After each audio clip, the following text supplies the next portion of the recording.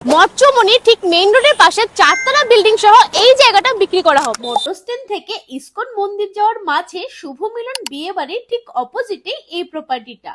এটি একটি ready investment property যেখানে মোট 4টে ফ্লোরই রয়েছে এন্ড প্রতিটি ফ্লোরের সাইজ 550 স্কয়ার ফুট, মানে টোটাল এরিয়া 2200 স্কয়ার ফুট। প্রতিটি ফ্লোরেই কিন্তু বর্তমানে রেন্টে রয়েছে, তাই প্রপার্টি কেনার পর থেকে রেগুলার রেন্টাল ইনকাম পাওয়ার সুযোগ রয়েছে।